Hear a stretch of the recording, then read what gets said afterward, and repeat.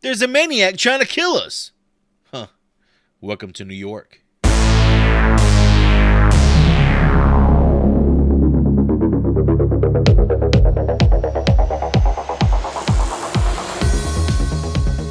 This is the Horrible Film School. Take a seat and slowly peel open those trapper keepers. I am Chris, and I am here with Professor Hootie. We live in a land of steel and concrete, trapped by the dark waters, boys. You damn right we do, baby. Welcome to America. Speaking of good red-blooded Americans, we are also joined by Miss Voorhees' baby daddy, Professor Joy, a.k.a. Dr. Nasty. You know, if Pamela tried to throw that thing back on me, I wouldn't say no. She actually looked good to be like in her 60s in the first movie. We talking about Velma from Scooby-Doo? Pamela Anderson. Not Pamela Anderson, what the fuck? Pamela Voorhees. We're going to talk about her in a little bit. It's funny, we're going to talk about her in a little bit. But Pamela Voorhees. I don't know, man. She had a lot of teeth. There was a lot of teeth going on. That's what I'm talking about. More teeth, more... She was really like, my son drowned. That's not a teeth guy. They were too busy sucking each other's dicks instead of watching my son swim. That's Freddy vs. Jason, buddy. That's the reboot. Are there sucking dicks in Freddy vs. Jason? I don't remember that part. Well, he says, I could help that bitch is dead on her feet. Not my fault, bitch is dead on her feet. What a terrible line. No, it's a fucking fantastic line.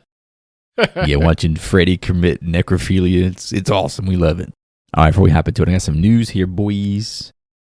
Oscar news. We got the Oscars right around the corner. We got a big deal in the horror community. Sinners has broken history. This is a hell of a quote someone wrote. Yeah, this is a copy and pasted note here. So someone wrote this.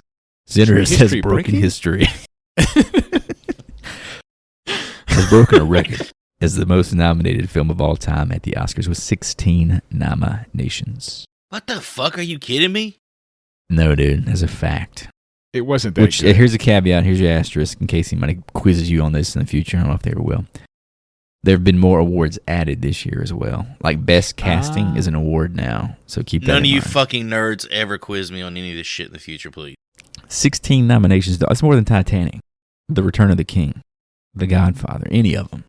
This coming from the guy, if we have a tiebreaker, Sinners pulls out a trivia game. I'm just giving you the facts here. In my opinion, it's diluted. Obviously, they've added more categories. I think it's a bit of an overreaction. I love the movie. It was my number 2 of the year, but 16 is a bit much. Do you know what's number 2, Joy? Because somebody liked watching ping pong. Fucking Marty Supreme. Oh, Marty Supreme. He's a good ping pong. You bunch of racist fucks, man. Watch Marty Supreme. Thank me later. Marty Supreme couldn't fucking handle the Chinese national team, big boy. It's a Japanese guy. He actually goes against the Chinese is the ones who would don't tell us. Don't spoil the movie, Chris. There you go. Okay? Spoiler alert. North It was Korea. based on facts. He was a real guy. So Wikipedia will tell you all about it. Speaking of Marty Supreme, in A24, I got some news for you here. This is fresh. This is hot off the press. I found this out today. A24 has acquired the rights for Texas Chainsaw Massacre. There's a TV series in the works. I can't wait to watch a 3-hour-long fucking Chainsaw Massacre. TV series in the works from the guy who did The Long Walk, JT Mulner, and there is a new movie in early development. I just cannot imagine highbrow Leatherface, but it's coming. I don't know if I want it. Highbrow Leatherface. Doesn't that just sound cool? Leatherface is really in touch with himself in this one. I mean, I guess they would actually dive deeper into the character of him, because we know nothing about this guy. He's definitely got some psychology that... First of all, we know a whole hell of a lot about Leatherface, bro. They made a movie about his ass where they talked about everything. The third one, Leatherface? No, I'm talking about the one that's like Leatherface Origins. Like, you don't know which that for. Oh, man, you got a long ways to go, boy. That's a Netflix one, isn't it? No. This is some legit shit. This is actually like a release. Some legit shit? I think it was called Leatherface. Is it a documentary? No, man. It's about his early stages of life. What made him into the monster, the depraved monster he was. It's a coming-of-age picture. Yeah, it's like that movie, My Girl. Just like with Macaulay Culkin getting stung by all the bees? Just like My Girl, yeah. But instead of all the bees, he gets a face just grafted onto his own. And probably his face grafted on his some molestation going on as well. Sleep. Cool. Hey, there's a flavor for everybody. Yes, that's my two big tidbits for you boys. You got anything to share before we hop into the holy day that is Friday the 13th? I had a tie-in from our last episode, if our listeners remember us bringing up, Oh Brother Where Art Thou? We could bring it back around here. What the fuck is going on with this news? Go ahead, splash that. The Grand Ole Opry is doing a 25th anniversary of the soundtrack of Oh Brother Where Art Thou, featuring Billy Strings and Alison Krauss. Holy shit. Are the Soggy Bottom Boys going to be there? I hope they have to be. You know that was really George Clooney singing, right, Joy? They're going to come really off of that Big Rock Candy Mountain. In the movie Big Rock Candy Mountain. There's going to be bulldogs with rubber teeth running up and down the fucking aisles of the Ryman. Is that what you said it was? It's the Grand Ole Opry. Just nipping at you. The hens laying hard-boiled eggs every fucking where you turn. And everybody gets a free can of the Dapper Dan. I'm a Dapper Dan, man. I don't want fop, goddammit. What do you say? This place is a geographical anomaly. It's 2 weeks from everywhere. Classic. You got anything else, Joe? You good? No, man. I'm ready to rock this bitch. That sounds about right.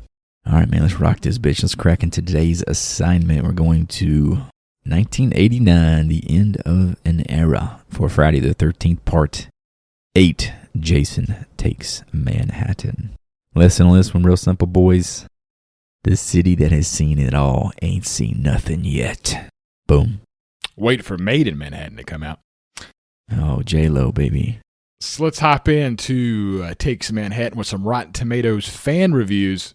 I got 3 this week, and you'll know why. 3? Wait a second.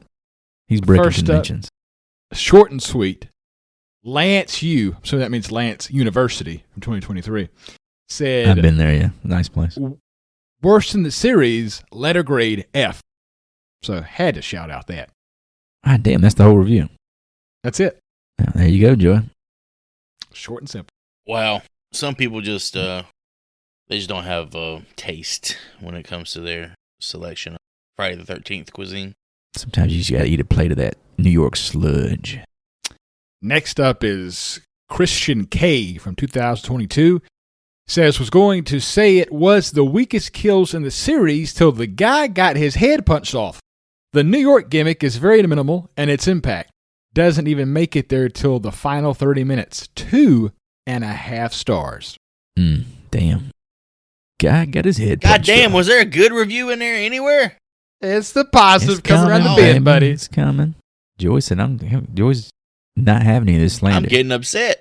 Last but not least, Aiden B from 2024 says, best character in franchise history with an empowering scene of Julia standing up to Jason. Scorsese's best film pales in comparison to the likes of this film. Okay. 5 out of 5. This is almost like a negative review in itself because you know it's tongue in cheek. This guy this is clickbait. This is the Spoiler worst. alert. That's the meanest review of them all. Spoiler alert. There's not. New York, eat your fucking heart out. There's not a lot of positive reviews out there, buddy, for this film. That you can actually take seriously? Someone else. There got to be somebody out there. Yeah, there's tons of people out there that have positive reviews on this movie. There's tons of them. They're bots that Joy created to write reviews on various websites. None of them felt empowered enough to write a review on Rotten Tomatoes, apparently. None of them had the wherewithal or the master of the English language enough to communicate that.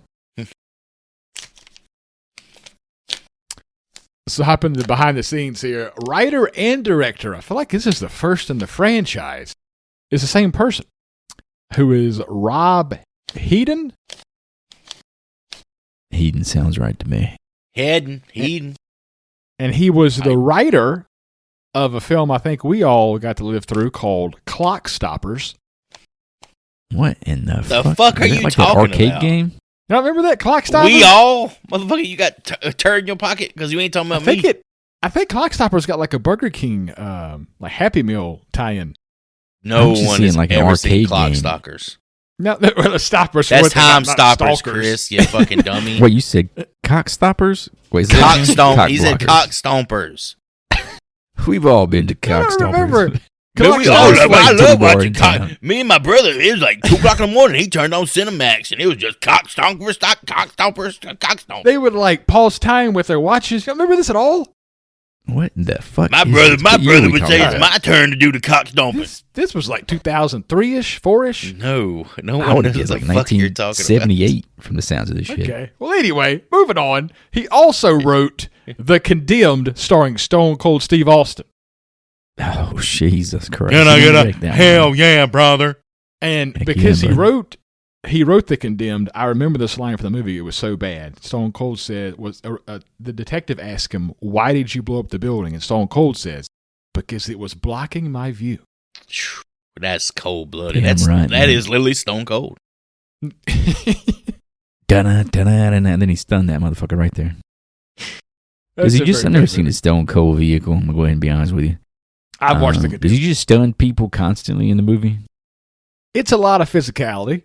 Is there any stunning at all? He was in the Longest Yard. Did he stun Stone Cold, stun Austin? I mean, wait, did he sting somebody in that one? Did he? What did they call it? The Stone Cold Cutter? What is it called? Him, motherfucker. Did he stun Adam Sandler? I think Kevin Nash is also in the and Bill Goldberg. It's a lot of wrestlers in the film. Yeah, wrestlers, not wrestlers. Well, wrestlers. I saw a meme about Stone Cold. What the fuck was it? Let me try to remember correctly here. It was like all the people he had put in a stunner. It was like fucking amazingly like how high politically all these people are. Let me find the quote for you here. This is excellent. Yeah, nothing makes me more patriotic than knowing Stone Cold has given a stunner to the mayor of Knox County, the Secretary of Education, and the President of the United States. That's all. Damn, did he hit Trump for one? Yeah, that was at the hair versus hair match at WrestleMania. Hey, that's my president. Yes. Yeah. I ain't never seen Barack Obama take a fucking rock bottom. Damn, that would be a cool wrestling name, though. This was this guy's first directing gig, right? Yes, he had directed some television shows before this. So he built a career off of this work here, you're telling me? Well, not much of a career. Like, calm down a little bit. Well, yeah. I mean, it exists. He wrote Clock Stoppers. Someone paid him money. He wrote the Cock Stompers. I get it.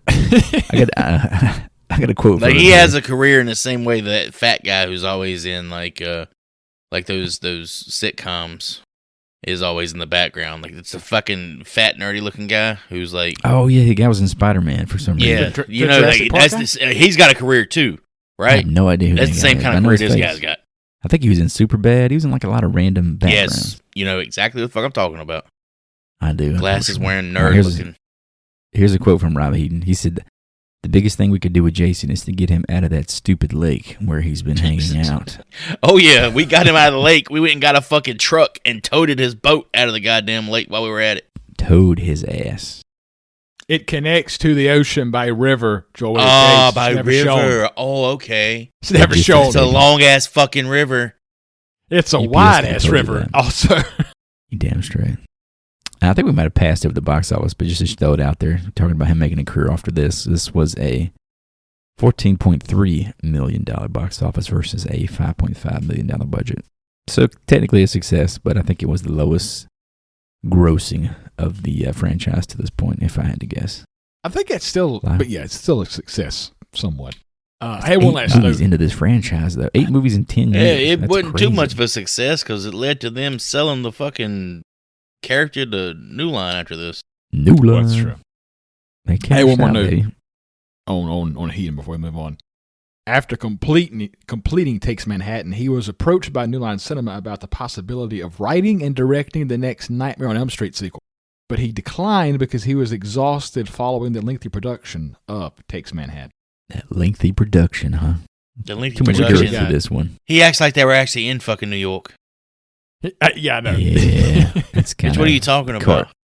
Yeah, that's kind of a big deal. I got one more comment here from him. It's a quote. He said, "Everything about New York was going to be completely exploited and milked. There's going to be a tremendous scene on the Brooklyn Bridge, a boxing match in Madison Square Garden. Jason would go through department stores. He'd go through Times Square. He'd go into a Broadway play. He'd even crawl on top of the Statue of Liberty and dive off." And you forgot that was his vision. Ninja Turtle. That was his fucking vision. Fight a Ninja Turtle was in there too? Well, if he's in New York. Fucking throw it in there, baby. So yeah, he pitched this shit to producers, and they probably looked at him slack-jawed. and was like, "All right, you only getting $5 million to make this shit." Jason would do a swanton bomb off the fucking Statue of Liberty. Let's go. I say that because this film looks a lot like the first Ninja Turtles movie with how kind of rugged and dark it is. Do you think they reused some of those sewers? I don't know. Yeah, I think so. It looked too similar. They should have reused the ooze. That'd been fucking dope. Well, that's secret. Just a little cameo. Oh, they did reuse the ooze. It's that shit they was dunking people in. They reused it, if you will. Reuse. That's really hard to say. Well, let's hop into some behind the scenes stuff here, boys. I will sit back and let y'all dig up some facts here. You know, I like to do the random trivia shit just in case anyone ever asks you. So here's one for you. To conceal the fact that it was a Friday the 13th movie, the initial script circulated under the working title, Ashes to Ashes. So if you ever find the Ashes to Ashes screenplay, snatch it up, buddy. It's a Bowie It's song, actually right? a gold. Don't they always Ashes use like to Bowie Ashes. songs or something? Oh, For what, Friday the 13th movies? Yeah, for like their code names. So no one like No, I didn't know that. fucks up production. Is there a Ziggy Stardust? I think we might have mentioned that in the last one. Oh, here The we go. Spiders from Mars. It's coming back to me. Oh man, it's go. This was also the first film in the series not to feature Harry Minfrendini credited on the score. A movie that's very well known for its score. Just dunks on your boy here. Did we get the QQ Kaka at all this movie? Yeah, it was cuckoo. Dude, it was cuckoo cockocking the whole time. Poo poo caca was not in this one. No, instead of Choo choo choo blah blah. It was choo choo blah blah in the whole time. Bro. The only reason I know this is because I watched this shit with subtitles. At the beginning of the movie, the subtitles say, Jason, Jason, Jason, Jason. That's what you get. Jason, Jason, Jason. It's not as repetition. Cool. Okay. Oh, Jason, Jason, Jason. Yeah, they went all in on the Jason boy. The other thing I had was the fact Joy kind of mentioned it was primarily shot in Vancouver for the New York scenes. They did shoot in Times Square at dawn for cost reasons, and they actually shot those scenes with pedestrian onlookers observing the scenes, and they had fans obviously show up because it's a very recognizable character, and Kane Hodder recalls pointing out to one fan in between takes, after which she fainted. Oh, fainted. Damn, Kane boy. Hodder dropped some panties. Look, Jason in this movie wasn't the only thing that was moist. You know what I mean? Jason took Manhattan, you know what I'm saying? To that point, some of the cast and crew began calling this film Jason Takes Vancouver because it sounds like a little bit more upbeat, or like there's a happy ending there. Yeah. And also, obviously, I feel like this is probably the most glaring note about this fucking thing.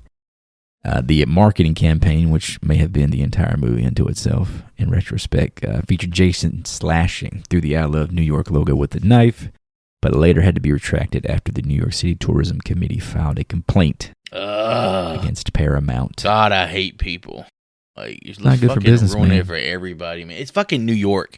Who's gonna not go there? You know? I mean, I'm not gonna go there. You go there too, but like they have like Jason Takes Manhattan tours like to this day. I don't think seeing a fucking Jason Voorhees poster would keep somebody from going to New York. It's this is the 90s. Degrading their great city, man. New York in the 90s was a different place. Yeah, it was a little Pretty dirtier bad now, back then, wasn't it? People were a little bit more scared of it back then. Chris, I be seeing TikToks of fucking rats fighting over pizza and shit. Bro, the I'm not goddamn doing street. TikToks with you. They're still fucking disgusting. I went to New Yeah, York it's still a nice, couple man. years ago. Fucking It nasty. was fine. You was probably in upstate. Don't go in August. That shit stinks. That's all I can say. We're upstate, but then we did go into the city for a day. That trash gets hot. It stinks. Yeah, fucking yeah. You just breathe in hepatitis going in that fucking town. Fucking disgusting. And this was the last Paramount produced Friday the 13th before the rights went to the home of old Freddy, New Line Cinema. Well, it was the house that Freddie built, right? Ain't that what they call New Line Cinema? Yeah, Hootie quotes it every fucking time we talk Yeah, he about fucking loves New Line saying it. Cinema. So, there Well, you go. you gotta show respect, okay? Respect I the think king. Hootie wrote, he trademarked that slogan there. This was the House of Freddy built, last baby. Friday the 13th until the reboot by Paramount in 2009. I didn't realize that. It's interesting. What do you mean the last Friday the 13th? Because Jason Goes to Hell? Yeah, the rest of That them are was called a new Jason. one? Jason X. Jason Goes to Hell. This is true. Freddy versus Jason. So you're being It's literal. all You new can't line. tell this was the Smart last ass. Paramount one based on the trajectory of the films. This sounds like some New Line Cinema bullshit. You know, What does? What do you mean? changing up the story entirely in Goes to Hell. Freddy versus Well, Jason has them, fighting Jason instead, not really being in a Friday the 13th story setting. Hold on, story And then arcs aside, X in outer fucking space. It's a positive note. I think I've even shit on this before, that the title of the movies are too fucking long. Go ahead. Friday the Give it to us, 13th, Chris. Part 8, Jason Takes Manhattan. That's Yes. too long. Give me Jason 8, Jason 9. Halloween already figured this shit out 20 years ago. I mean, the curse of Michael Myers is pretty long. I was about to say, Movie time. Halloween gets Yeah, that's some. true. Yeah, what are you talking about? Yeah, but no one remembers the shitty subtitles. You call it Halloween 4. You call it Halloween 5. Guess right? I what? do. Everybody remembers the Friday the 13th ones, baby. Exactly. The subtitles are the fucking... Because the subtitle is the name of the movie, basically, I guess is what I'm saying. Because the Friday the 13th aspect doesn't fucking apply to the movie anymore. People just call it Jason Takes Manhattan. Nobody says this it's is the Jason first Takes part Manhattan. of- It doesn't even require like the numerical assignment. You don't have to call it Part 8. You just call it Jason Takes fucking Manhattan. Let's go. Joey had some Home Improvement alumni Pamela Anderson news. Oh, I sure do. Pamela Anderson, Home Improvement. as well as Elizabeth. Elizabeth, did I mean to put Hurley? Who Can the you fuck is spell it Elizabeth? Who was Berkeley. Elizabeth Hurley is- Berkeley? You going to sign it out Saved to by me? the Bell. Elizabeth Berkeley. Elizabeth Yeah, Jesse Berkeley. Spanos. They both had auditioned for the role of Rennie. Both Yeah, of it's pretty them. wild. I would They love both to lost. see. I would love How to did they see both Pam lose to this chick? Anderson's over here, like pretending like she's talking to Jason's ghost son. Her seeing the Ghost psychic baby. visions. I used to be a Oh. big Saved by the Bell guy. I couldn't imagine Elizabeth Berkley being in this movie. It's all about She the, looks like the character. Showgirls. Actually, Showgirls like she is looks what like she looks Rennie. like. Yeah, the look It's they were just going the for. hair, She looks man. like her. It's that 80s hair. The actress portraying Tamara, Charlene Martin, was actually 35 years old at the time of filming. She's portraying like a Like a 19-year-old, 17-year-old? 18-year-old. It's a spoiler alert, but shockingly, this is the first movie in the franchise where Jason actually kills by strangulation. Kind of surprising considering how big he is, and this is the 8th fucking movie. You know, I didn't explicitly call that out when I was watching it, but I definitely felt it. It felt weird to watch him choke someone out, like to completion, you know? Yeah, it was like very. I assumed and then he was setting it up. Anyway, he throws to, her like, ass do on a the thing. fucking ground afterward. So, Yeah, I assumed he was doing it to like, oh, he's going to set this up to grab a weapon and just do like a fatality or some shit. But no, he just fucking just goes just straight up. watches the Also light go strangle out her that ass. bitch's eyes, dude. We talked about how it was filmed in Vancouver, a majority. However, there was some New Vancouver. York City scenes. Pretty much the Times Square scene, that's the only thing that was filmed in NYC. With the docks, the sewers, the alleys, the diner, all being filmed in Vancouver. Wait a second. The only Times Square is actually shot in New York? Yes, only Times Square. How the fuck do they offer tours of this movie in New York? That's what I had a question about that as well. Because Everyone just everybody, goes to Times Square. because no one, Here's the Chris, spot. no one, your average moviegoer isn't going to know this isn't New York. Oh, It you're looks saying like that New we're- York. I mean, it looks shitty. It looks like New York. Oh, we're elevated viewers. That's what you're There's saying. sludge. There's sludge everywhere. There's elevated. drugs everywhere. People are It's being where mugged those- everywhere. It's where those lights will make you feel brand new. With that, boys, let's hop into Friday the 13th, Part 8, Jason Takes Manhattan. Yeah? Yeah, well, these dead bodies are sure not real, all right? Now, I say we regroup and let's go find this motherfucker before he finds us, huh? Are you with me? Watch your mouth, young man, and you'll do no such thing. I'm in charge here.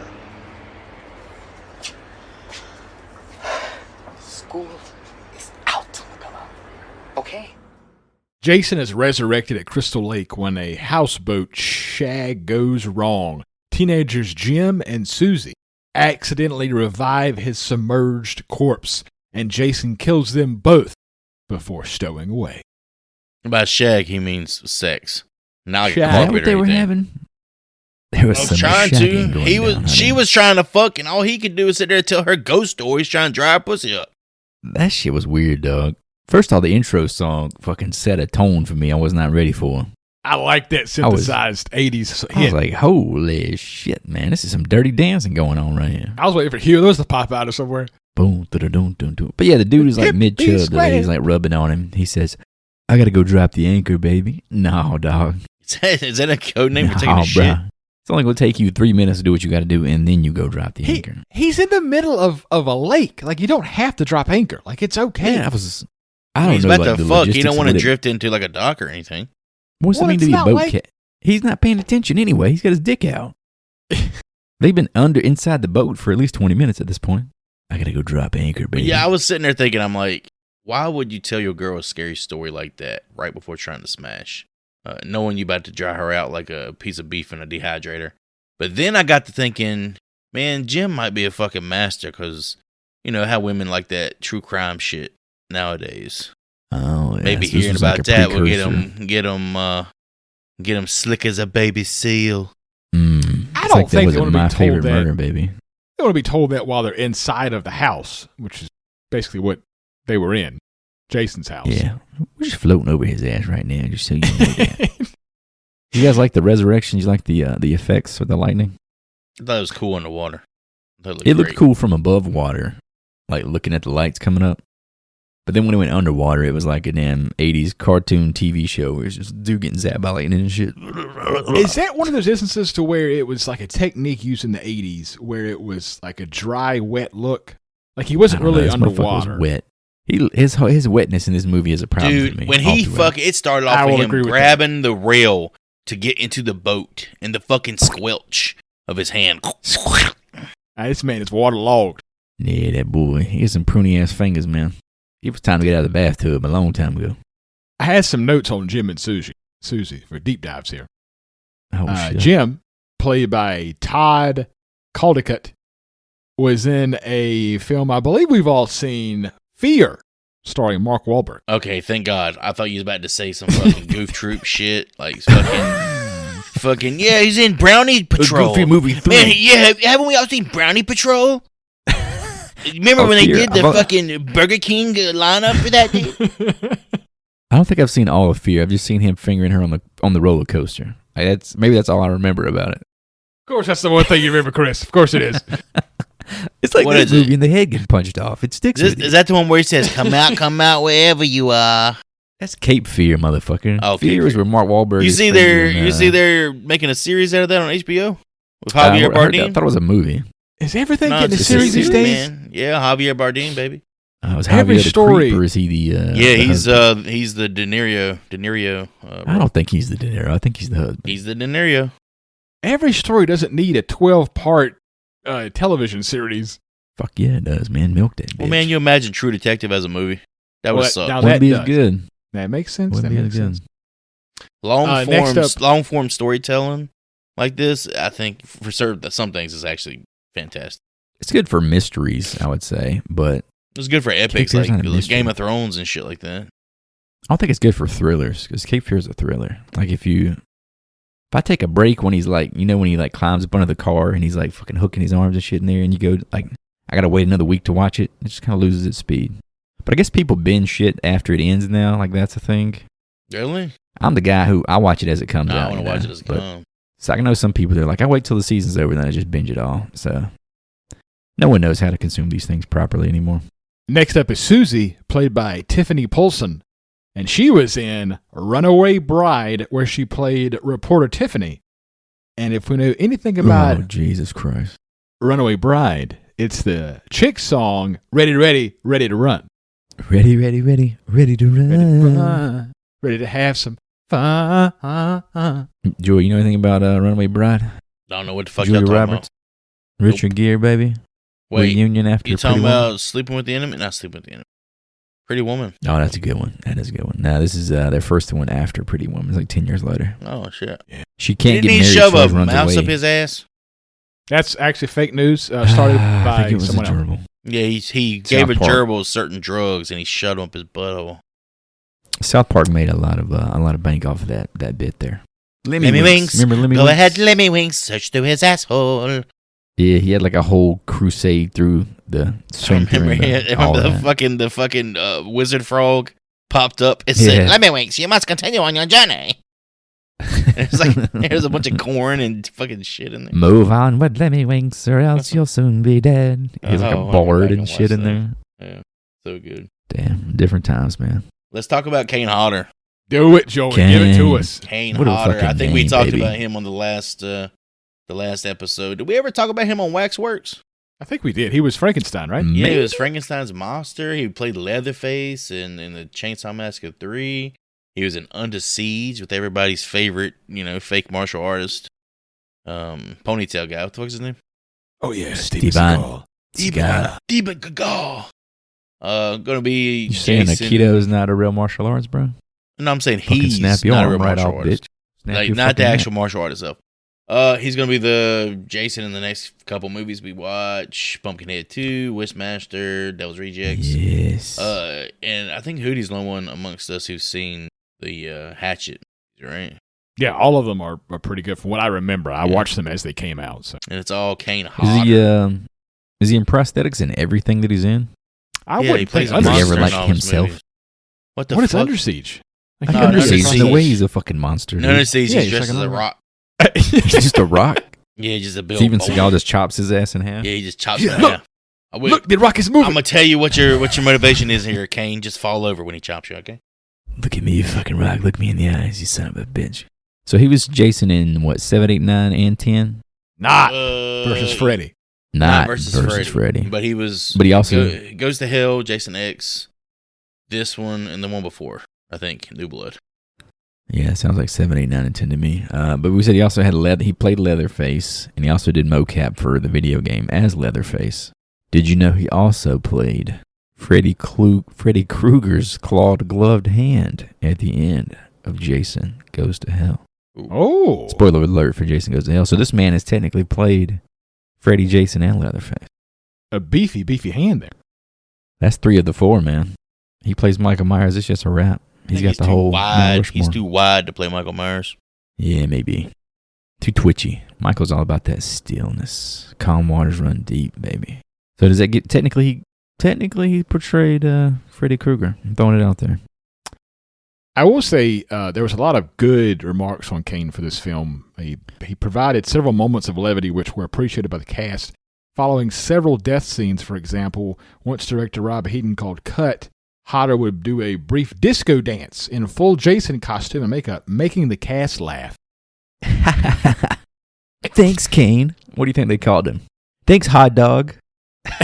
Yeah, that's what they called him. The hot dog. Ooh, look, Hodder's getting down, guys. Someone put on Saturday Night Fever. He's fucking losing it in here. I appreciate that levity on set. That He Kane definitely had Hodder, for, like, he's I don't- got some moves. I don't know if he can get much hotter. You know what I'm saying? Oh. Just stop. Let's move on. Hotter. All right. Anyway, but yeah, I feel like I don't remember enough, I guess, about 7 to remember if he was as physical as he is in this one. But No, this he dude was like brings some much, fucking anger to this one, man. He's huffing and he puffing is the having whole some fucking time. fun in this role. This, honestly, for as shit as this movie is considered amongst the franchise or amongst movies in general, this is probably, in my opinion, one of the top 3 most iconic performances of the character. He definitely gives it like a personality, which I thought was unique to the yeah, but to this point, you know, he feels like a fucking linebacker, you know, about to blitz your ass or something. He's just so breathing so heavy and shit all the time. And he's, we're going to talk about it the whole time, but he is so wet at all Wet. times. Yeah, he never gets back in the water once he finally gets out. But the Bull motherfucker never fucking dries off. shit, motherfucker. Oh, He he crosses does. the I'm not talking about the goddamn first Atlantic boat. Ocean on Those the little fucking swim times. sea floor. I'm That's not the talking movie about I Michael wanna Phelps see. Oh, the shit. sea floor. He's walking on the sea floor. Motherfucker say sea floor, I say sea floor. Motherfucker is walking on the sea floor from a goddamn Yeah, lake to fucking New York. He Michael Phelps is shit. Yeah, no doubt about it. Slapping fish as he walks by. He's fucking crossing the Moving like Mariana a damn Trench penguin. and shit. I did appreciate him gearing up like he was in fucking Grand Theft Auto too. Once he gets onto this boat, you see like the 4 weapons lined up, and he's like hovering over which one he wants to pick up. He fucking hits triangle right there. Give me that fucking spear gun. He's a terrible fucking shot too. I thought Dude, that when was he kinda pulls funny. that shit out and he like lowers it real slow onto that bitch's titty. Oh my god. Wait, well, let me But he get misses the shot. On purpose. He don't want to shoot No way somebody. that's on purpose, man. What Chris, the you fuck don't talking remember about? you don't remember in the third one the motherfucker shoots that bitch's eye out from the boat? Yeah, that's what I'm saying. This Snipes her. dude's capable of doming people from. I He's remember already in the done reboot- this. He's already In the done it reboot, before. he shot somebody with a bow and arrow from across the lake.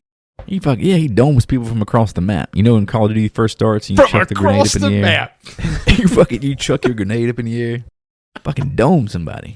It's just like that. But I'm saying I think it's interesting that he misses here because it's like he almost has some fallacy of like not being this perfect killing machine in this. No, one. you know what He's it very is. messy You know what it in this is. one. You know what it is. He's rusty. He's been That's what I'm saying. underwater, He's messy. fucking I appreciate that. dead for a year at least. I think it takes place a year later. Oh, and his hands are wet, so he's slipping. Ah, sense. there it is. It's all about the moisture in this movie. It is a wet ass movie. I'll tell you that, man. Fuck. I've seen some wet shit in my day. It's a wet ass movie. Is it wet as Leviathan? It's about as wet as Leviathan. I remember them stupid fucking movie. Them wandering That through classic. that field of goddamn sea tubes. Them fucking tube worms in the ocean. Where's the Leviathan? I don't know if it's quite as wet as Rose in the Titanic, but this is a pretty fucking wet movie. God almighty, them breathing heavy on in the windows, boy. I remember Damn, boy. I had some of that the other day. The SS Lazarus sets sail for New York City, carrying a Lakeview High graduating class, chaperoned by teachers Charles McCulloch and Colleen Van Dusen, with aquaphobic student Renee reluctantly coming along for the trip. How the fuck did this boat make it out of the lake and into the Atlantic Ocean? Especially What do you mean past out of the lake into the Atlantic Ocean, bro? There's tributaries Motherfucker, they don't connect. There's, brother. Fuck, this man Does has been Jason alive have like a underwater towing for like license 50 or some years. shit? Did this motherfucker towing hire a license. goddamn truck? He's got his damn fishing license, motherfucker. He's riding the damn swordfish across the damn ocean. And then there's even a scene here where they're trying to fucking take Stephen King's name and drag it through the goddamn mud. Oh, that was and bad. attach it to It was this so fucking bad. movie. What was that?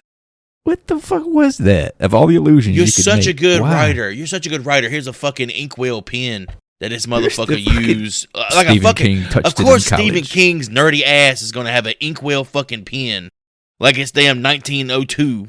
Got a goddamn what's- quill. It's just so weird, like a weird ass tip of the cap to like. When Stephen King watches, I wonder if he's like, "What the fuck is that about?" I'd call my That's lawyers if I was so Stephen odd. King. I'd be like, "Okay." It's like when someone references you and you're in a crowd and you're like, "I don't know who the fuck that guy is." Even Renee's response is like, thank you, I guess. They had a weird relationship. Like, that was a very weird teacher-student relationship. All the relationships between the quote unquote adults and students in this fucking thing are weird, man. Speaking of, was it aquaphobia? Yes. How did this feel a little bit like on the nose for you guys? Not that this movie's trying to dodge being on the nose. In what But I regard? was so confused as to of all, like the character we're focusing on has like fucking psychic visions. Like we've already done this shit in this series. That's Oh, true. no! I She's don't. scared no, of no, no. swimming. I don't Jason think this is dies like of fucking swim. I'm this like, is not a supernatural thing. This is a trauma bonding experience yeah, but it's with Jason. It seems like she's so like of Jason's ilk. It was just was it supposed to be coincidence? I guess is my question. Well, here's the thing. Am I She ain't the missing only- a layer She ain't here? the only one that has like visions and shit. The damn dog has a vision of Jason. The one fucking point in the dog? movie. You blame it on the Yeah. dog? Dog's got a vision too. I think The dog. she been sniffing that dog's piss or something or poop, and it got her like high. Because apparently I that's think the the thing. dog ate some mushrooms and just got everybody really fucking high. Possibly. Well, Renee is played by Jensen Daggett, who was in Ain't no way one that's a real episode. Well, who was in one episode of a Bruce Campbell vehicle, The Adventures of Briscoe County Jr., Oh, And yeah. My granny used to had watch a- the fuck out of that. had a reoccurring role on Home Improvement as Tim Taylor's sister-in-law. Nancy Taylor. Correct. So this would have been That's around all. the same era, right? Is this the Pam Anderson connection as well? I forgot about Are that. they running in the same circles? Is that why they're being hot. put up for the same? That's a good point, The same yeah. casting. I have the same agent. I just assumed that was it. Yeah. And Jensen apparently- Daggett. She was cast as Stacy in Wayne's World and was even at the table read, but dropped out when she was offered the lead role in Jason Takes Manhattan. I think a bad career move, She saw the light, buddy. because Wayne's World was big back in the day. But you don't feel like her whole psychic lore, whatever the fuck is going on, is like leftover from part 7? Wasn't that the whole angle last time? Was like a psychic battle with Jason? Yeah. How many damn random ass women are connected to Jason? I guess is what confuses me. It's They have always no a idea woman, who he dude. It's is. never a guy. Isn't that kind of just weird? I don't know. I get it. I don't really understand the angle that the director was going for here. I don't know why both Elm Street and the Friday series, as the sequels went this route with the vision. The heroine's always like, doing the psychic battles. Yeah. So I guess for us, Halloween does the same thing the same year, right, with Jamie. Oh, yeah, it does. Yeah. But the only difference, the only reason I'm giving that as much of a pass as I probably did was because she's literally like related to him. So we're into this whole, there's a connection that exists along familial lines. But these are just like random ass women who just happen to be like, all right, I'm connected to Jason. I sucked off a guy on that same lake where he used to die. And I wish it would have tied back to like the counselors or something at some point. I guess the connection does come back later in the movie, but it is a sloppy, lazy connection. Yeah, very weird.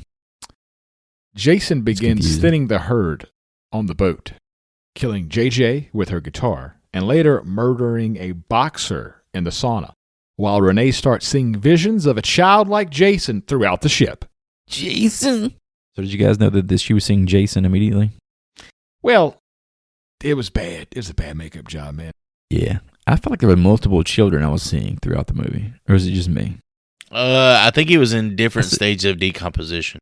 Like little maybe that's it. It never looked like it was the same character, I guess. Like he looked completely normal when his ass was drowning. Mm-hmm. But I feel like watching the OG, he was goofy looking as fuck when he was drowning. Or is that yeah. He had fucking eyes and shit. Yeah, like Sloth from the Goonies and shit. Yeah, he's super fucked up. Yeah, I thought that was the whole angle. Like he was like a kid, a special needs kid that required like constant supervision, and that's why it was so shitty of the counselors to let it happen to him. But he just seemed like a normal little chubby ass kid who just fucking, for some reason, was in the middle of the damn lake by himself, just fucking trading water. Help! I can't swim. I was just a little confused about what actor I'm supposed to be following here. I did like Jason popping up to snag a fucking ride on that boat.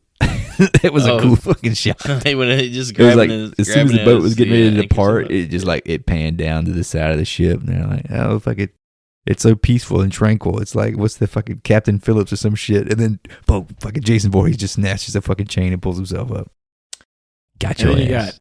You got Tamara with a little bit of substance saying nighttime is the right time. Oh, Tamara is down to just snort all the blow. Get all the dicks hard, get whatever she wants on this trip. And then her friend goes, we could get caught. And she goes, you're talking to the prom queen. Yeah, okay. I'll never get fucking I love how caught. this is how the characters are developed in this movie. Everybody either has a physical object. They have props. That, they have props. That tells you what their personality is. Oh, or they have a simple line of dialogue or exposition. Oh, you don't talk that way to the prom queen. Oh, when you're back in your science class, blah, blah, blah, blah, blah. Oh, you want to be a film director. Here's your fucking camera. You're never going to film school, buddy. Oh, you're a wild lady. Here's a fucking guitar for you to play throughout the movie. And then, oh, you're a writer. Here's a fucking pen from Stephen King. It's like a fucking escape room. Like they all gathered in a room. Everybody's like, all right, pick your prop. This is your character. Like fucking it's like that movie. It's like that fucking that game Clue. Like all these motherfuckers having a sign role. Fucking Colonel Mustard over here. There's no just characters that develop. It's just, you're this. And does the boxer in the sauna die by Jason shoving a hot rock through his stomach? He just shoves a rock in his steam guts. rock right into his fucking chest. Man, I love a fucking sauna. I think this movie taught me how to use a sauna correctly. Because I went to one a few years back, and I like put the water like on the rocks to make the steam and shit. And you was sitting there afterwards, thinking, I'm leaving. I bet you didn't put a towel over your goddamn face. I bet you I didn't put a towel over my goddamn face. No. Hell no. You was scared to death somebody would come in there and fucking hit you in the chest. Nah, but I knew to water the rocks. It has to be from this movie because I've never seen that shit done anywhere else that I'm aware of. You were the lamest motherfucker on earth in a damn But as sauna. I was talking about it after the fact, and someone was like, "Why'd you put the water on the rocks?" I was like, "That's what you're supposed to do." I was like, "How do you know that?" I was like, "I don't know." And then watching this, I was like, "This is how I fucking know." Freddie, Jason takes Manhattan. You never seen it, you fucking clown. Jason 8, motherfuckers. Well, you tell it. Look, I'm gonna tell you what. That taught you how to do that. This movie ruined my perception of New York City as a kid. Like, even to this day. Yeah. It's gross. The opening scene with, like, the street urchins mugging the guy in the suit and then tossing his empty wallet into a barrel of sludge that, like, causes a rat to climb out. That's my mental image of fucking everywhere. New York City nowadays. Yeah. Between that and, like, Ninja Turtles and shit, it was all, like, gross growing up. I guess rom-coms might have changed it in the past 20 years or so, where people look at it as like this glorious place to Like spend a lot of Friends? money and eat good food and shit. Yeah, maybe. We weren't watching fucking Friends, though. We were watching Jason Takes Manhattan, so that'll taint you. But what the fuck was with the girl with the guitar? Yeah, JJ. I dig the guitar. The guitar looked cool. Is she a She was solo auditioning. act? She was auditioning to be in Heart. Is that what it Yeah, was? she Is that a rocking and fact? rolling, dude. Right, it's rock and There roll. was driving no the rhythm. singer. She's like, let's make a music video. I'm like, what the fuck is she doing? Is she a solo act or what? What she might have been trying to get Play the fucking discovered. guitar. That's some good skills. It was bizarre, man. Look, you What talk is the about- music video about? It's just random ass shots of her playing the guitar under the fucking It's just boat. showing she can fucking shred, bitch. But did it show that? First I of guess all, is my question. Wayne could have hooked up with her the whole time instead of Wayne trying to like shoot above his fucking station and go after Tamara. That's a whole. Well, Tamara had Wayne the was shooting good, something, good. bro. Yeah. Tamara had the goods. Who But said she's JJ, 35 years man, old? That was a she damn played- MILF as far as Wayne was Joey concerned. said that. That wasn't me. She old. But JJ is played by Saffron Henderson, and we know a lot more about this actress than you think we do. She is the English dub for Son Goku and Gohan in fucking several way. of the Dragon Ball and DBZ movies from the mid 80s to early 90s, as well as their respective TV series for many years to come. Also in The Fly 2. There's no way this lady's the voice of Goku. Get the fuck Oh, out of fuck here. yeah, dog. I want to look into that. I don't know if I believe that. I'm going to fact check Check your it ass out. there. That's It's pretty when, fucking cool. when Goku's a kid, dog.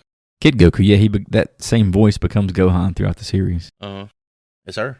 I think she does. She must do Goten as well. Interesting. My Dragon Ball Z nerd hanging out. Sorry.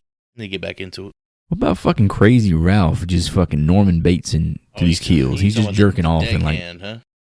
yeah, he's like leaning he putting his ear up to like whatever the fuck you call that Crazy thing that comes Ralph out of the ship, 2.0, man. where you can hear like what's going on down in the guts of the ship where she's down there getting murdered. He's like, oh shit, like Norman just tugging it right there, looking down, and oh yeah, smack that axe against that bitch's head. That dude was a little bit over the top. He was a little cartoony. There was more than a couple of cartoony characters in this film. Oh yeah, this was a comic book made real. Speaking of comic book characters, we also had I don't know if we mentioned Sean in here. That's the boyfriend character, the recast actor, according to Joy. The not gay one. The straight, completely not, definitely love snatch. Is actor, he Sean the Reeves. boyfriend character? Scott Reeves, sorry. He's the love interest. Kinda. However, He's she got the like good hair. no shit. Here's the thing: she kisses him on the cheek at the end of the movie. It's kind of like telling him, "Hey, we're not. This ain't gonna be a thing." Hey, you're not as hot as the guy that they fired. Like she literally just went to like a I could have died situation, and she kisses a motherfucker on the cheek. Like you ain't getting no hit after Joy, that. what did you want her to get no damn hit? She's probably still high at that point from what happens to her. That's hell. She should be giving it up then. What the fuck? Damn, Joe, I think that's like statutory or something at that point. I I don't know how old he mean, is. Sean is the one taking advantage of it, trying to. But yeah, Sean is played by Scott Reeves, who was in a ton of fucking soap operas, dog. He had like 8 soap operas, like long runs Talking on like them too. Young and the Restless? Yeah, it was a bunch of bangers. But here's the most interesting thing I found about Mr. Reeves. He co-wrote the song "Made in America," which was recorded by Toby Keith and charted at #1 on the charts. Why He's in can't I some remember country. the song? He's in some country group called like Blue County or something. Oh, he's fucking I blue never heard of waffling him. it in this movie. All I can think of is that song, Everybody Gets a Chance. Everybody gets to dance. Dude, I think about Maybe that that's what song that's where he thinking. was talking shit about the Dixie Chicks. He I'm roasted them thinking about fucking- Brooks and Dunn right them now, fucking man. ladies. Only in America, with That's it. dream as big as you want to. Y'all remember when I got that dude to sing "My Maria"? At the My goddamn bar. Maria. Oh yeah, he was pissed. He I was was like, I don't know mad this as fuck, fucking. I dog. don't know the chords for this shit. A song nobody would ever want to hear. I think I said "Play My Maria," and then he audibly said "My Maria." Fuck. He said, "You mean that shit with Rob Thomas?" Oh, Maria, Maria. That's the one. Isn't that Carlos Santana? That would have been some hard shit to play at a bar. Not smooth, dog. Smooth. Yeah, it was the same. As I'm saying, it was the same collaborator. Teen drama turns deadly when Renee is pushed overboard by prom queen Tamara, who later uses Wayne to blackmail Charles, only for Jason to kill Tamara with a shard of mirror glass. Oh, this girl has the best quote in the fucking movie during this scene. When she's getting the Asian girl to get high with her, she says, "Don't be a lightweight. This is top dollar toot." That shit. I was like, I'm writing that shit Oh, down. that one flew over my head. God damn it! I wish This I is would've top heard dollar that one. toot, bitch. Did Well, y'all yes, not- speaking of the Asian girl, man, that's Kelly Hu, dog. You know Kelly remember who? Kelly you Hu? said? Kelly Hu? Who that?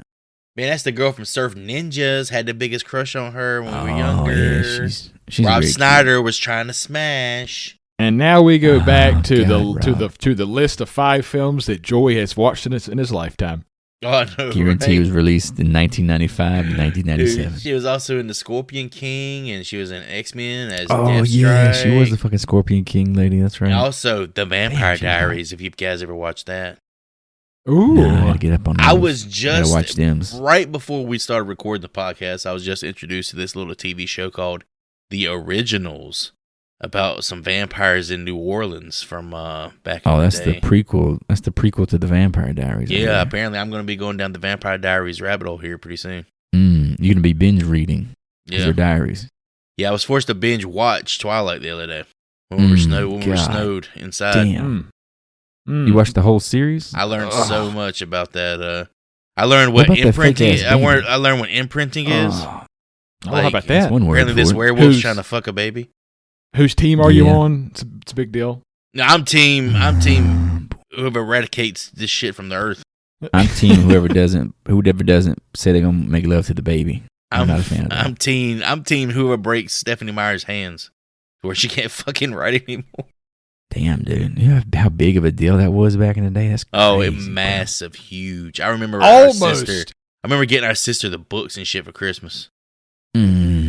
It was almost as big as Over the White, though. Almost. Yeah, almost. Almost is culturally Almost. relevant for me personally. Almost. That fake baby though, Jesus fucking.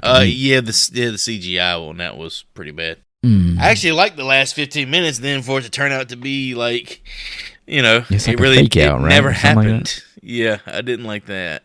Yes. Admittedly, I enjoyed watching it more than I thought I would. You're a fucking loser. Go watch I would admit Pillion to with Alexander Skarsgård. That's up Phallic. next. That's up Learn next. some things. That's up next. You could binge that one movie tonight. Y'all gonna have a lot to talk about after that movie. I like why for this film, back on the rails here. For this scene where Tamara is trying to videotape with Charles, that Jason is just waiting in the next room, like for everybody to leave. He just pops out of the door, like calmly walks over. Jason said, "Where the fuck's that top dollar toot at, bitch?" That's what I'm here for. I haven't seen this movie probably since I was like, it's probably a weird ass thing to say, probably since I was like 8 years old. But I remember that body paint, the body paint and a head going flying. They're the two Oh things I yeah, remember. the organs. Didn't The have like body didn't it paint say was pussy and it very had like a memorable. little sign pointing down, like a little. I down didn't arrow? I didn't see that version of it, but Then it had like a little line that said butthole. I remember in the that back. body paint. Oh, she had a line to the butthole. She could have Yeah. just circled it. It And said stink hole on there. It said butthole. It said fucking stinky. He's got the tiniest little stink hole. And then for no reason, Jason rips off Tamara's robe. It's a very awkward, like, What do you mean no Yeah, reason? You're just trying to He catch did the that for nip, our y'all. pleasure. He's trying. it's just it's an odd thing to The happen. in swans this for moment. joy. She like wiggles out of it. It's like screaming. It's just She odd. she to me. covers her chest like she's like looking for modesty in the situation. This fucking this dude's stranded the fucking Goonies holding a damn shard of glass, and she's like, "Not the nipples." Dude, did y'all Yeah, her making out with the old dude. Ah, that's such a creepy scene. Man, Charles is about to bust. Well, she was 35, Chris. You Charles. didn't even know that. Yeah, they went that I far didn't off. know that at the time. What But about at the time? I remember feeling like I was gross watching that when I was younger. I was like, something's wrong here. What about Ken Jeong popping out of the fucking mirror to grab a bitch by the throat? Oh yeah, when she's He leaning looked forward. fucking Asian. I thought this was an Asian actor. I told you, there's like multiple children in here. I was really confused by what I was supposed to be tracking with the vision. But, okay, so she's never seen Jason, much less the child Well, version wait of till we get to Jason. the flashback. Yeah, Maybe she did. She's had more of an Oh, interaction man. with Jason than a lot of people have, and lived to tell the tale. The But when his tail. ass was sloshing through Tamara's room, going to go slash and dash, and she was like in the Japanese robe, like the kimono and all that shit. That's when I wrote down the note. Jason is wet as a motherfucker in this movie. He's like, as he's stomping towards her, it's just. It's been like days. This motherfucker should be dry by now. It's almost like, how did they accomplish that? Like, how did Kane He not needs to take off them damn boots. Did he just, before we just step in like a bucket of water? They had to be throwing shit on him between takes. You know how fucking miserable that would be? Just Yeah, cold that water sounds every awful. like 30 seconds. His fucking costume just had like hoses and shit to pump water continuously into it. He was slimy, bud. Yeah. All right, somebody's got to spray down Kane. We're about to get to the next scene. Ah, fuck. We're cutting for lunch, but Kane, you go get in the fucking water tank while the rest of us eat lunch. We'll feed you later. Jason's body count escalates as he kills Captain Robertson and the deckhand, strangles Eva on the disco floor, throws Miles into a radio tower, and sets Wayne on fire, causing the ship to sink. Ah, damn, dude. They just empty the cannons in this part of the movie right here. There's a lot You of can tell like we got to get off this there's ship. a lot of cannon Let's just fucking fodder go. right here that they need to get rid Bang, of. bang, bang, bang, bang. This was fun, though. I was having fun at this point.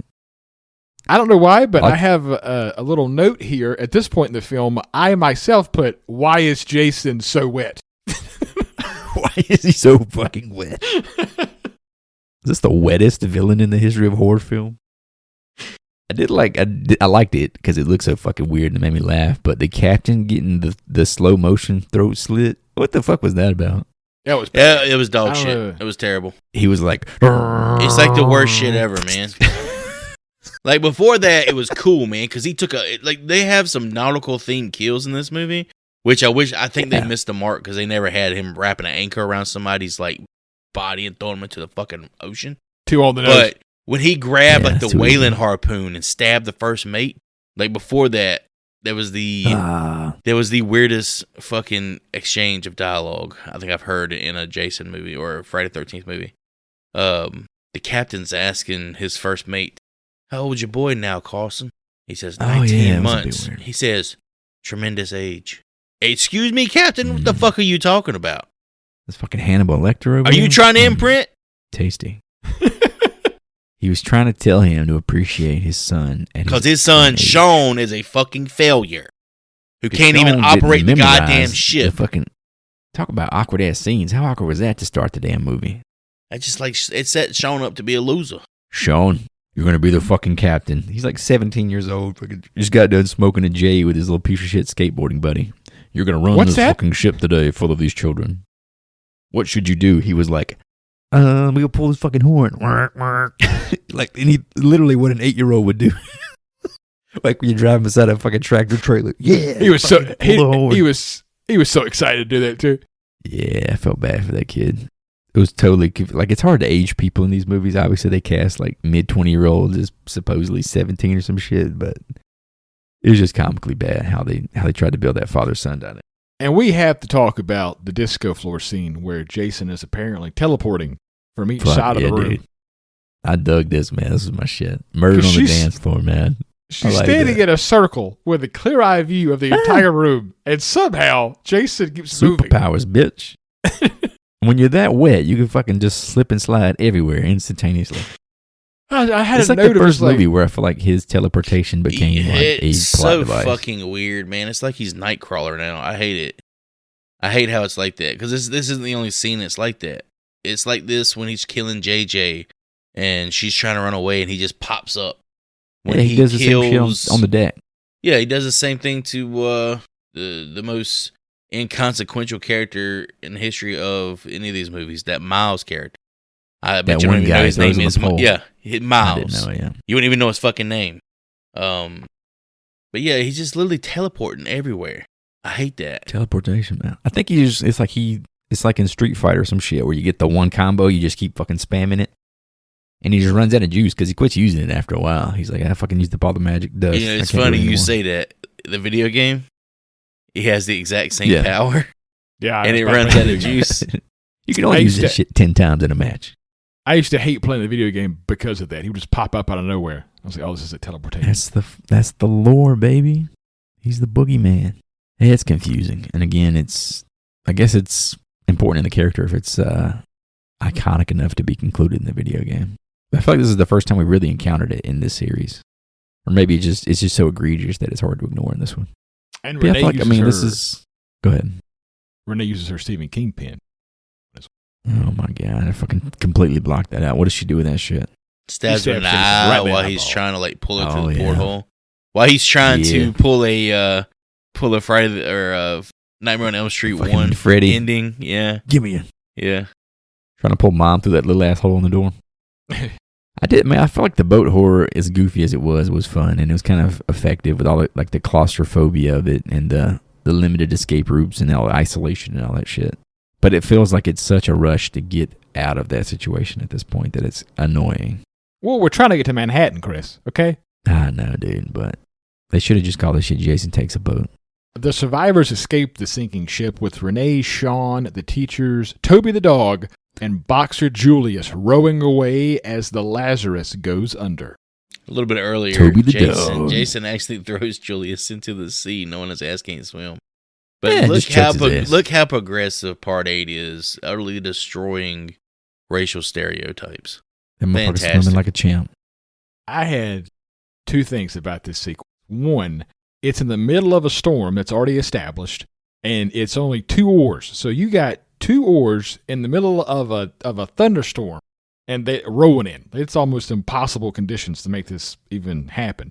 And The whole second, scene is just a weird ass. It's a good thing you man. got a captain's failure of a son over here navigating with a goddamn Game Boy or whatever it is he's got in his fucking hand. the next cut when they like row away from the boat, everyone is dry, hair's perfect. There's like nobody's wet. Hair and makeup. Oh yeah, and over 1 hour later, Jason can finally start taking Manhattan. It's fucking. It's It took common a boys. fucking hour to get to that point. But them on that rowboat is like, it's a few minutes too long. And I'm like, what the fuck are we doing here, man? It just gets. Well, it gets awkward. they had to establish that I guess Sean didn't know how to use his GPS thing, and then He didn't know how to wear a damn life preserver. Did you see how high up on his neck it was? yeah, it was bad. Julius is like right beside of him, just rowing like comfortably. He's got like a good 2-3 inches under his neck where he can move. He can look left and right and shit. Fucking Sean's over here like Batman with his shit up on his ears, and he Well, he can't just fucking has a- breathe. He's like, Oh, I'm gonna tell you. Neck I'm brace. gonna tell you what. I got some sympathy for him because me and Patricia not that long ago went to a lake.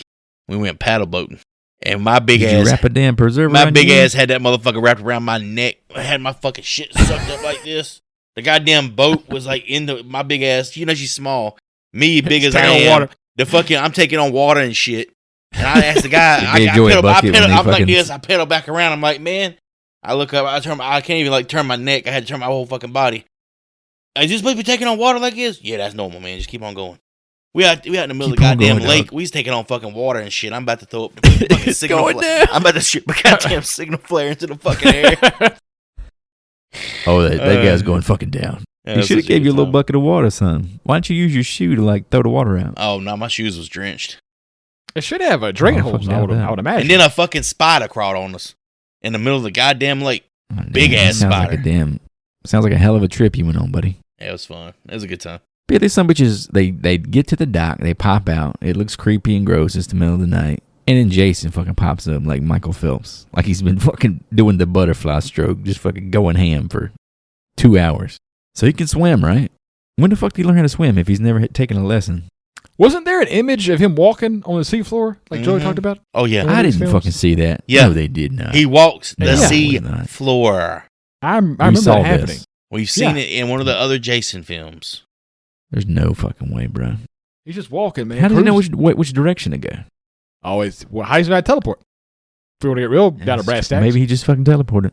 I think about like going back to Halloween when we go to Michael breaks out of the asylum and Loomis says, someone says, how did he know how to drive a car? He says, maybe someone around here gave him lessons. I want to know who the fuck gave Jason swimming lessons. Why his ass was underwater for all these years. If we would have gotten an edit of like him holding on to the bottom of the boat, it might have helped explain what the hell was going on. Yeah, like fucking Robert De Niro in Cape Fear, just fucking latching onto that bitch and hanging on. Jason follows them into New York City, stalking the streets as Renee is briefly kidnapped by drug addicts, and Julius faces Jason in a rooftop boxing match, ending with Julius being decapitated by a single punch.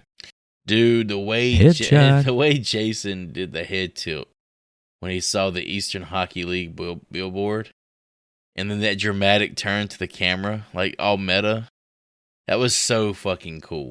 Oh, you think it was corny? That was cool. I thought it was great. A I little thought it was tip of the cap. fantastic. Is it the movie trying to be funny or the movie trying to be... It's like tongue-in-cheek thing. I think It is, but there's not enough of that humor in this movie. I think that's what they're missing in this one. They should have leaned into more of that humor. Well, I think as soon as it gets to Manhattan, there is a few moments of humor. Like we'll see with the boombox scene, him lifting his mask up. Like I think those are humorous. The boombox scene. It's like little nuances that Kane Hodder has and adds to the character. I really appreciate. So what'd you guys think about the drug addicts?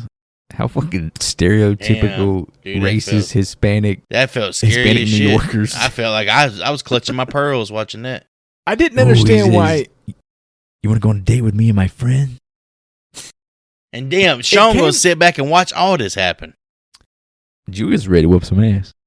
It came across like Jason saved Renee in this scene. Yeah, It was this just is an odd sequence. I don't know if he's like claiming, like staking a claim on her. That's the point where I was kind of wondering again if it's going to tie back to her trauma. Like if there's going to be some connection here. Is he going to be like her cousin or some shit, you know? Oh, family tie-in. Because he's stalking the fuck out of this girl. And we got to talk about the boxing match. Oh yeah, this is what it's known for, I would say. It's probably the best scene in the movie. It plays out for quite a while. It's probably like 90 seconds. He punches Jason over like 50 times. I was shocked that it lasted that Kane long. Hodder. Yeah, it went on. I I felt exhausted for him. Take your best shot, motherfucker. Motherfucker. Grabs him by the collar of his shirt, pulls his ass tight. Fucking one punch, man. Bow. And then this shit goes rolling and lands in a dumpster that closes. That was pretty funny too. But the thing is, this right here is considered probably one of the best kills in the series. It's preceded by, in my opinion, one of the most shit tier kills in the series. When he smashes that one guy's face into the steam pipe and he just like falls over that was dead. a weird one. Yeah, it was pretty bad. I feel like Jason, because he goes out of his way to do that one. It's not like he's not reacting to the environment like in his immediate vicinity. He like grabs the dude and like takes him out of the scene to do it. I'm like, I thought he was going to like hold his face over the see. steam and like melt his fucking face. Right, agreed.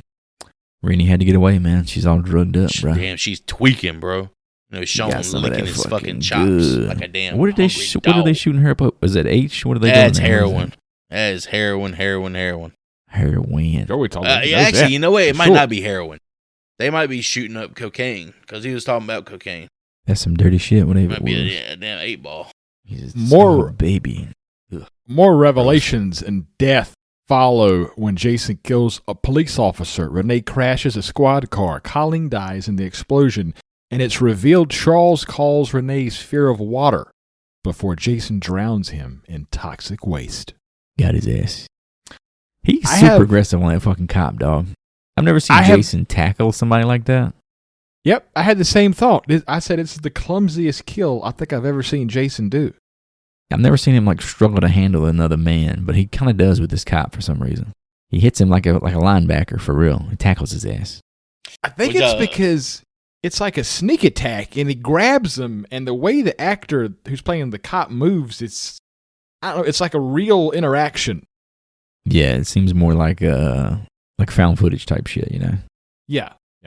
It'd be cool if they approached the character that way, but it's inconsistent here because we literally just watched Julius, who we know is like an all-state boxer or whatever, punch the fuck out of him for all that time and never got like a reaction. But this one fucking cop, man. Maybe it's a pro cop stance. It's that NYPD Blue. Gotta stand with the boys. But then I love when they crash the fucking cop car. The fucking teacher, Colleen, that Renee or her mother, it's like, her mother figure. Yeah, she's like, she dies and barely fucking acknowledges it. Like, no one even reacts to it. They're like, oh yeah, she died in there. Dude, anyway. Rainey trying to run over the mongoloid deformed Jason and killing her like best friend teacher. It's just like so poetic. And they three of them run. They run out of the car and like don't even for a second think about it. Fuck no, I don't give a shit. I'm getting the fuck away from that bitch. It's about to explode. Sorry, Colleen. Hey, my wife has zero fucking sympathy for this lady that I ain't was just murdered. I ain't getting burnt for this damn mean ass. She's probably mean as hell. That's fucking wild. I do love their reaction though when they all climb into the cop car and Julius's head is on the fucking dashboard. He's just fucking propped up on the Jason radio. has this like omnipresence in this movie that I haven't really seen in the other ones. It's got a bit of a Michael Myers to him. He gets a bit theatrical here. This is some Mike shit. Michael staged a scene like this for you. But yeah, the whole reveal of like him with her on the boat, man, this was for me the creepiest scene in the whole damn movie. Oh, man. He tries to pull This down is where the anyone who horror falls was for in and me. can't swim. You're telling a lie. Am I? Let's find out. Throws that bitch into the water. It's As I'm watching, I'm like, hold on, is this gonna be like a molestation situation here? That's how I was feeling. Molestation situation. The first couple of Is that a fucking... the first is that a couple of song? lines. The first couple of lines came across like, oh, he's being like a dad. He seemed Yeah, like he's genuine. trying to, like- and Bruh, then it, I was trying to- instantly, and then it my fucking turned. antenna went bing. I was like, he's gonna touch this little girl on this boat, man. I'm gonna be He's like- pissed. Jesus He's like, Christ. isn't it a great day for a swim? You But didn't feel that way at this all. scene- Creepy uncle here. This scene's very important for creating that tie between her and Jason. Because when he tips Yeah, her ass so- into the water, Jason actually pops up, grabs her by the ankle. It was really Jason. He hit it with the, I guess, with the psychic abilities in this moment. He been here with the mongoloid fucking, hey, you guys. Yeah, this was creepy uncle vibes, dog, all day. I don't know what the fuck y'all was watching, but it was there. There was some. I mean, it there was definitely some got sexual there. stuff going down. I don't know about that part, but Yeah, you're going I to don't look know too that far. part. But You need to pull it back. old Charles getting drowned in the toxic sludge is that's Priceless. that karma coming back, baby. Of course you're I gonna feel drown. There's a dead rat in the fucking sludge, too. I don't know if y'all can see Ah, it from the top. It was nasty. gross, man. I hate a fucking rat, boy. Whew. the amount of quote unquote toxic waste, sludge, whatever in this movie is a laying little around. much. It's It's New just York. highly Needs to get up in accessible. this motherfucker. I think that's, The I damn think that's sewer- real, Joey. The sewer's I don't filled think it's with real. the sewer's filled with toxic sludge every night, according to Hootie, the worker. There's 6 foot tall turtles down there, Hootie. What the fuck are you talking about? That's not Yeah, there's reality. rats. There's rats down there the size of goddamn humans. Jackie Chan's down there teaching motherfuckers kung fu.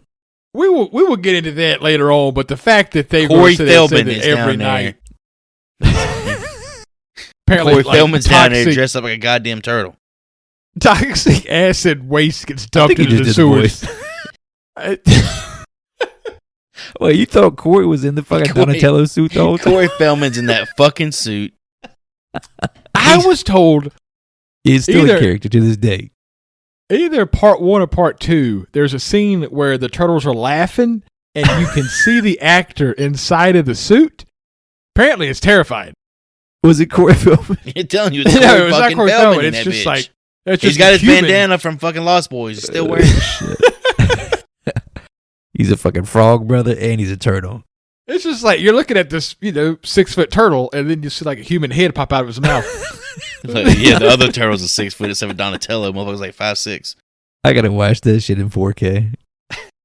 The final chase moves underground as Jason pursues Renee and Sean into the subway and sewers, killing a worker and surviving electrocution on the 3rd rail. And Jason walking through that glass door when they're trying to flee from him, and then shoulder charging that balls. bitch on the subway when he's chasing him. It's so badass, man. This dude Just loves him walking through a subway infrastructure. is cool to watch Oh. him walk down the subway. It is, but it's such a missed opportunity. Like, it would have been so cool to see him go like berserker mode on a subway car full of people. You don't even have to I see. guess- You don't even have to see him doing the kills. Give me the perspective of outside the subway car, like going through the windows and people just like being Old thrown Boy. in. Yeah, the hallway scene in Old Boy. Yes, give me that shit. tracking shot. That would be so fucking sick. Yeah, that would be pretty dope. So I feel like it's a joke about the city of New York that someone that's fucking weird and creepy and obviously out of place is not that way in a city like New York. It's like, it's just another fucking weirdo. Like, no one's even reacting to him really. Well, it's just so many people. It's like, it's just some goofy fucker doing shit. So And I have to say, for the Times Square scene, it was really cool to see a 1980s version of Times Square with the billboards and the like the advertisements. McDonald's and the Diet Coke and all that shit. Oh, you talking about like, around. Yeah. with it being time period Kodiak. Kodiak. accurate too? I like that. Time accurate. And I feel like Times Square now is just a bunch of TV screens. There's not All these, like, digitized, baby. artistic posters anymore. Fucking Jason. It's just weird to think about. I know we talked about Norman Bates. The fact that he's cognizant of Michael Jordan was weird. But the fact that Jason can walk into a McDonald's is even more fucking weird. Like, he saw one. Like, he could have went there and got a fucking sandwich. Well, he burst through the restaurant door like the Kool-Aid Man. Fuck yeah. What do you think Jason orders at McDonald's? You think he's a nugs guy? Oh, Jason Nugs guy? orders like a fucking fish fillet or some nasty Big shit. Mac. Fish He would fillet. order the Yeah, fish you fillet. know he He's gets had, the fucking he's fish had enough fillet, fucking dude. fish in his life. He would have No. He loves that fish. He fillet. had it fried. Can't get enough of it. He brings the fucking spear gun into McDonald's. He orders the What can I Mongoloid get with McDouble. this? Loves that tartar sauce. I don't think the what is their Tarded? fish You say sandwich tarded called? sauce? Tarded He sauce. fucking Oh, loves that shit. tarded sauce, though. Hootie's about to get us canceled right here with fucking 20 minutes left in an episode. I said tartar sauce. Okay. Tarded sauce. All right. We heard it loud and clear, buddy. Man, he loves that You don't have tarded to tell sauce. us, man. Tell the public, not me. Is it in the McFish? What do they call it? There's no way it's a real fish, right? Yeah, it's I don't think Alaskan anything cod, there is bitch. real. That's not a fucking real fish. Now, you're saying that because you eat them there, don't you? Ooh, fuck no. There's no way. I know what they're made not out real of. fish, It's bro. Alaskan cod, dog. Look it up. I know my fast food recipes and menus. Recipes. Look, Lent's coming up here soon. Gonna be eating a lot of fish. Shit, all the lint I need is in your Pescatarian, belly bro. button, dog. Jason is finally destroyed when Renee throws toxic waste into his face, melting him as the sewers flood. Jason is swept away. Renee overcomes her fear, and she reunites with Sean and the all but forgotten dog Toby in Times Square. All right, you said it Toby. floods. What does it flood with? Toxic Supposedly- fucking waste. Supposedly Toxic toxic waste that can melt a human being, yet not damage the infrastructure of the sewer. Yeah, it's kind of confusing because the worker Well, guy's toxic down waste there, he's isn't like, acid. You're saying it's acid. Toxic waste Well, can I mean- describe like fecal matter, all sorts of shit. I used to assume it's like it's enough to melt human flesh because that's what it does to Jason, right? Because Jason melts that's not sewage. You It's saying just it's like acid? radioactive, sewage. whatever it is. Well, I mean, This is whatever. battery acid. You You slum. saying It's gotta- secret of the ooze is this is the secret of the ooze? He should I have turned just into a said it- turtle, not a goddamn boy. Is he Oh my lining god! up? Okay, just moving on from this. But the fucking worker guy down there is like, we got 10 minutes to get out of here. Like I was like, this guy does this every night. He's Like, terrified. That's how close he fucking cuts it every night. I got 10 minutes to about get fucking 10 minutes. topside, or I'm going to be dead. About 10 How minutes. fucking exciting is that job? That's And a that job poor where you guy- don't need a fucking podcast. You could die any night. That poor guy is trying to help some stranded teenagers out, apparently, in the sewers. What are you guys doing down here? We're just dicking about, man. I saw a So lot of the the- reviews talk about the mask reveal here. People did not like it. It's such a huge downgrade from New Blood. Mask reveal. What are you talking about? When he took exactly? off his mask and it looked like all shitty. Oh, yeah, his face. Man, Well, he's been, like, compared to eaten how by it looked bugs in. and Well, shit. he's been underwater, motherfucker. Compared to how he looked in New Blood, how cool it was when he had his like Oh, yeah. mask split in He was half. gnarly It looking, looks man. so fucking awesome.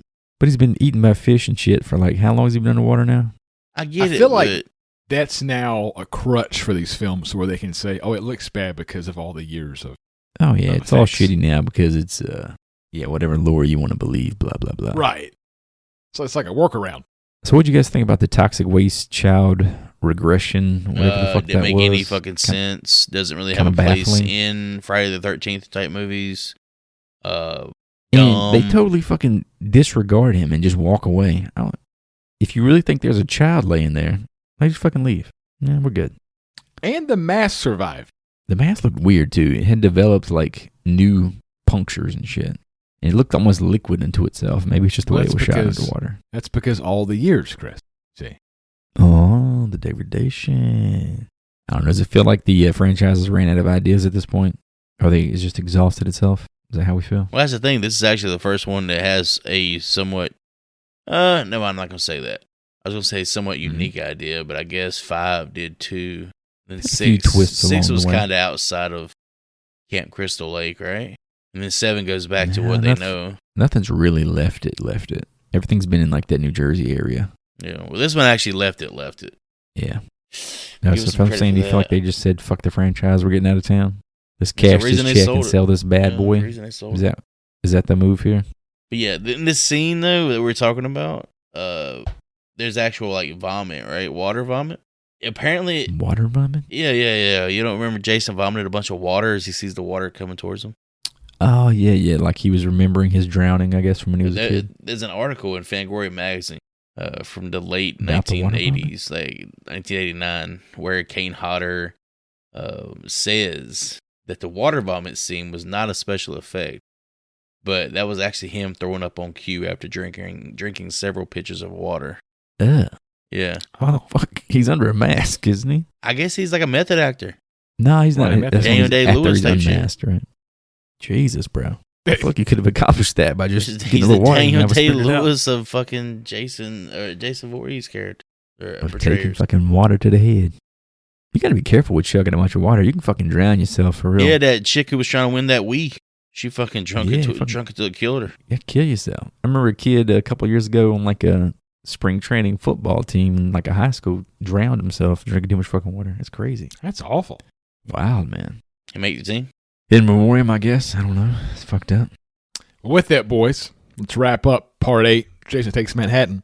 What piece of memorabilia do you want to take home? Man, let me get one of those Moby Dick, Captain Ahab, illegal Japanese whaling style harpoons. That shit looked fucking dope. What the fuck are you gonna do with a whaling harpoon? Oh, whale, bitch. I'm gonna wail, bitch. Well, I'm gonna wail too on that fucking hot pink electric guitar, motherfucker. I thought you was think gonna it's say about them hot as- pink underwear that Jim had on at the beginning of the fucking movie. Jim's hot pink panties. Nah, I'm gonna get that guitar thing. That looked like a primo 1989 guitar. Gibson It's, the end Gibson of the Flying decade. V is the making model. Ooh, The how end of about the that? decade. It's definitely the coolest looking thing I found round about these parts.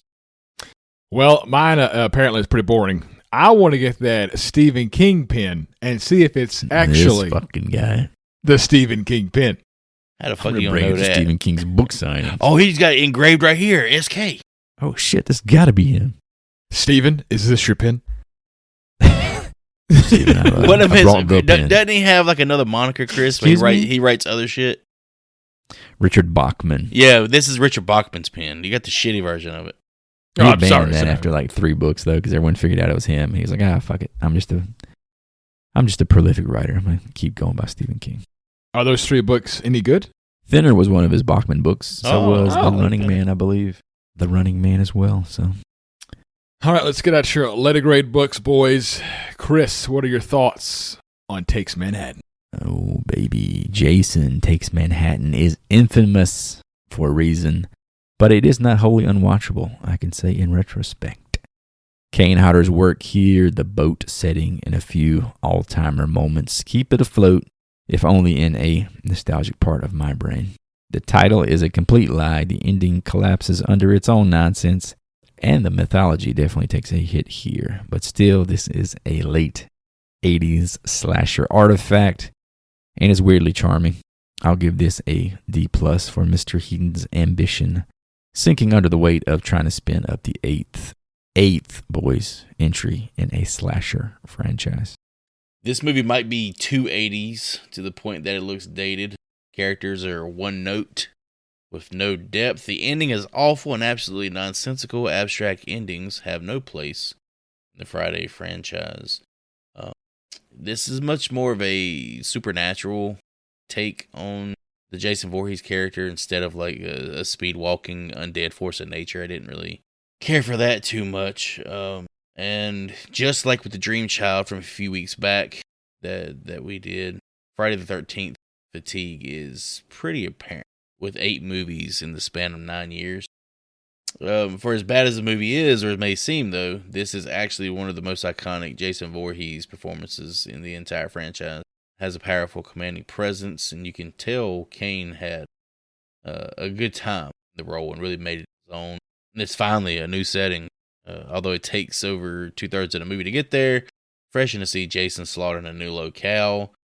The Julius versus Jason boxing match on the roof of the building is one of the most memorable, cool kills in the entire franchise.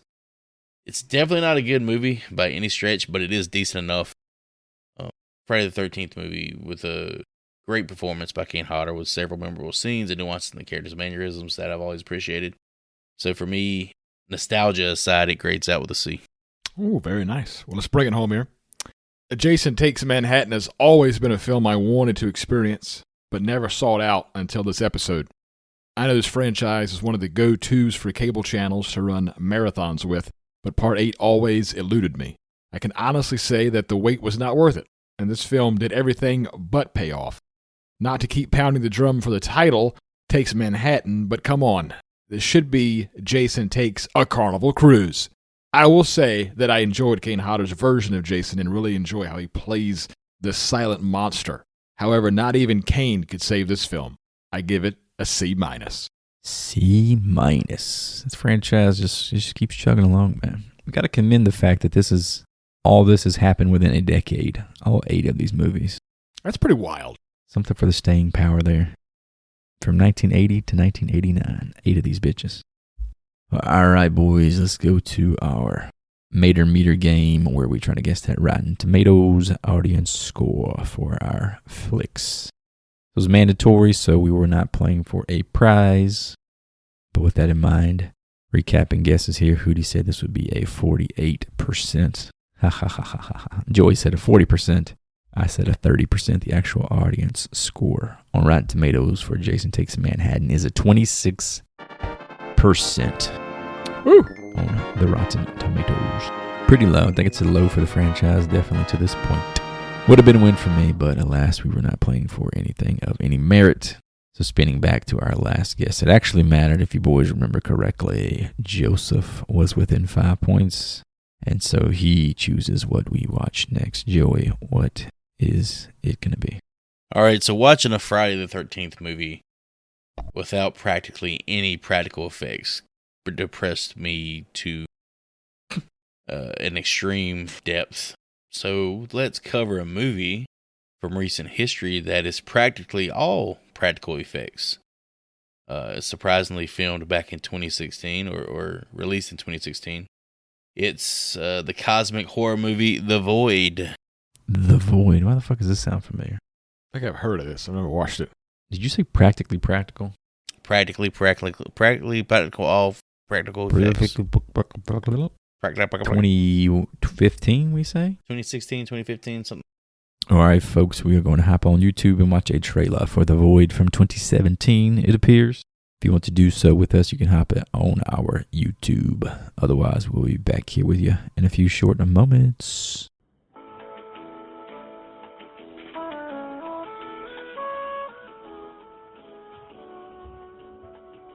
Well, all right, this is Joey's Choice. So, Hootie, this is between the two of us. Where's that bad boy sitting at on the Rotten Tomatoes audience score? The Void 2017. It looked well made. The special effects are pretty good. I'm going to go with a 60. Yeah, it should look pretty gnarly. And it's independent enough where I feel like the average moviegoer would not have sought it out. I'm going to say 75. All right, folks, with all that being said, thank you, as always, for listening to these 3 chuckleheads. You can check us out on horriblefilmschool.com. You get links to all the episodes, social channels, the merch store. As always, you can support us for free in those 3 simple ways: rate, review, and subscribe. And if you're feeling truly generous, send us a Subway token and a title card that tells the truth. I'm going to be sending love and support to little girls out on rowboats with creepy uncles. Doggy paddle right the fuck out of there, sis. As always, if you're hearing our voices, spread the love, spread the campaign that is the Horrible Film School. And with that, I get to go find out what The Void is. And I'm out. Thanks for all the likes, the subs, the listens, the follows, the downloads. I really appreciate you guys and gals' support, as well as your time and attention. Be sure to join us next time, where we experience where you go after you die in either 2016 or 2017's The Void. We're not sure. Class dismissed.